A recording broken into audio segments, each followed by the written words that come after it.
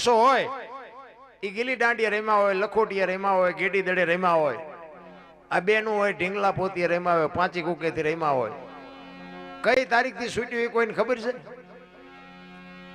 કઈ તારીખથી આ ગીલી દાંડિયા ક્યારે તમે મૂકી દીધા ને તમે ક્યારે આ ઢીંગલા પોતિયા ક્યારે મૂક્યા? કોઈને છે તારીખની યાદ? એ છૂટી ગયું ને એમ બાપુ છૂટી જવું જોવે તો જ મારો નાથ નોંધ કરે. જીવનની મજા જ છે, ચિત્તની શાંતિ, મનની પ્રશંસા, દિલની દાતારી, ગુમડાની રૂજ અને ટાટિયા તાવની ટાટ એટલું માલિકોરથી આવે. આય મારે કાંઈક દેવું છે, આય મારે કાંઈક કરવું છે. આ બાપુ લાખ લાખ રૂપિયાના દાન આપે, હું તો બાપુ એને કહું છું એકવાર જોરદાર તાલીઓથી વધાવી લ્યો. ધન્યવાદ છે એને તો છે જ. એના માતા પિતાને બાપુ હો હપરી સલામ હું કરું છું કે આવા સંતાનના જન્મ આપ્યા છે. અને આવા માતા પિતા હશે ને, હું તો એટલા માટે બેનું આટલી બધી સંખ્યામાં છે ને, બેનું તો ખાસ ભલામણ કરું. હારા સંતાન માટે બાપુ સારી જનેતાની જરૂર છે. ધરાવીને ધાનનો નીપજે, કુડવીને માડુનો હોય, જેહળ જકરા નીપજે, જેની જનેતા હોથલ હોય. હારી મા વગર બાપુ હારા સંતાન ન થાય. ભગવાન ને કહ્યું હારો દીકરો દે, હારો દીકરો. શું અહીંયા ગોદામ છે? એમાંથી પાદરા તમને દીકરા દઈ દે. હું તો એમ કહું કે ઉદરમાં સંતાનનો વિકાસ થતો હોય અને જન્મ થયા પહેલા રામાયણ ને ગીતાના 5-5 પાના વાંચજો. જો આપને ટેકો દેવું સંતાન નો થાય, ભજન ગાવાનું બંધ કરી દઉં. આપણા શાસ્ત્રોની, આપણા ગ્રંથોની, આપણા સંતોની તાકાત શું હોઈ શકે? આ એક બાપુ સંતની ચેતના છે. સંતની ચેતના છે ને એટલે તમને મને આ બાપુ કઈક ધર્મનું કાર્ય કરવાનું હુજે છે. એ બાપુ છે ને લાઈન ત્યાંથી મળે છે, એ સબસ્ટેશન છે. આ બધાને લાઈટ થતી હોય ને તો બાપુ એક સંતની ભૂમિકા છે. મને વાત કરી એક જીવતા સમાધિની બાપુ ચેતના. સંત ન હોત સંસારમાં તો જલી જાત બ્રહ્માંડ જ્ઞાન કેરી લેર છે. ઠારત ઠામો ઠામા સાધુડા ન હોત ને તો તમે હું જાત ક્યાં? 10 કિલોમીટર હાલો ને એક ધર્મનો વાવટો ફરક તો હરિહર હરિહર ની હાકલવું પડે છે. આ કયું ભજન છે? એમાં એટલા બધા બાપુ આપડા અત્યારે સંપ્રદાય એટલા બધા વાડા કર્યા છે ને, કઈ ઘૂંસ એવી કરી છે ને બધા ભેગા થઈને, કઈ કોઈને હુજે જ નહીં. સ્વાધ્યાય વાળા કે આઈન પાવો, સ્વામિનારાયણ વાળા કે આઈન પાવો, સદગુરુ વાળા કે આઈન પાવો. ચા જાવું ત્યાં તો જિંદગી પૂરી થઈ રહી. હું તો છે ને ગમે ત્યાં જાઉં ને મારી એક જ ભલામણ હોય, મા બાપ ને સાચવજો. બસ મા બાપ જેવા બાપુ ભગવાન ક્યાંય કોઈ છે જ નહીં. કોઈને ભગવાન આપણા જેવો છે જ નહીં. મુદ્દો જ છે ભગવાન છે ને વિશ્વ વ્યાપક નિરંજન નિરાકાર છે. આપણા માતા પિતા છે ને જો એમાં દેખાતું હોય તો ભગવાન છે, ન દેખાતું હોય તો નથી.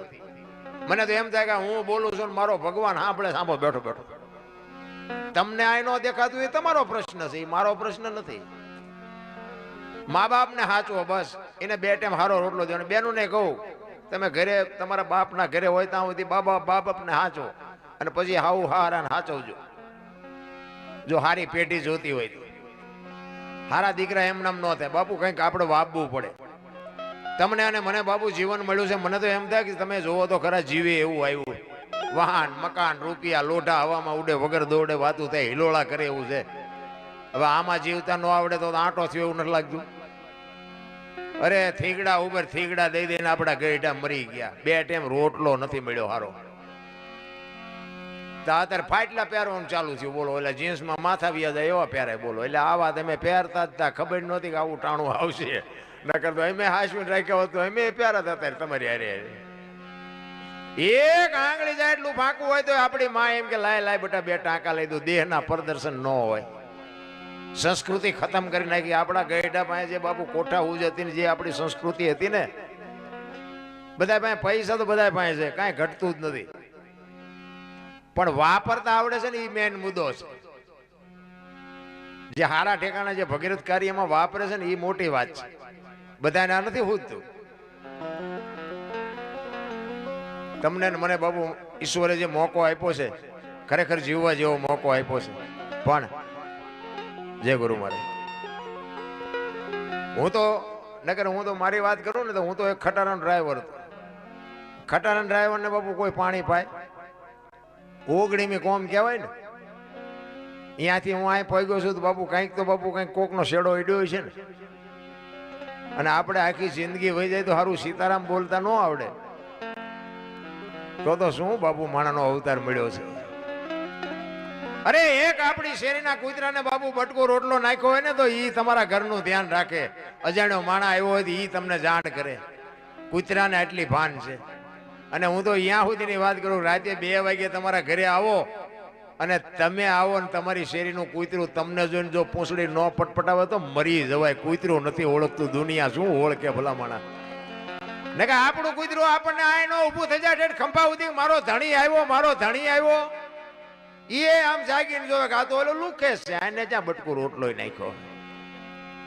પ્રેમ બાપુ, પ્રેમ છે ને 8 અક્ષરનો મંત્ર છે. પ્રેમને કોઈ ખોટો અર્થ નો આપતા જ. આ તો દુનિયામાં બાપુ છે ને કોકના ઘરમાં ભડકા કરવાની પ્રેમ નથી, વેમ છે. પ્રેમમાં તો મારો નાથ તમારી ઝૂંપડી સુધી આવે. પ્રેમને વાચા હોત તો જગત જોગી બની જાત, હલકીને હિમાલય જાત, પછી ભગવા ફેરી ભૂદરા. પ્રેમ છે જુદી બાબત છે. દુર્યોધનના 32 ભાતના ભોજન મૂકી અને બાપુ પ્રેમથી, પ્રેમ હતો ને અખિલ બ્રહ્માંડનો માલિક વિદુરના અહીંયા ભાજી ખાવા ગયો, 32 ભાતના ભોજનને મૂકી દીધા. શું કામ? પ્રેમ. તમે મારા ઘર સુધી આ ગણેભાઈ ની બધા લાંબા થયા અહીંયા સુધી, આ કોણ લઈ આવ્યું? મેં કઈ કાગળ નતો લખ્યો. આ પ્રેમ ખેંચી લાવે. અને આ બાપુ અમે આવ્યા છે ને એ તમારો પ્રેમ ખેંચી લાવે. ને કાંઈ ખટારો ઢળ્યો અહીંયા 20 વર્ષ ઢળ્યો, કોઈ અડધી ચા નું નથી પૂછ્યું. દરબાર ચા પીતા જાજો એમ. પ્રેમ, પ્રેમની વસ્તુ આખી જુદી છે રામ.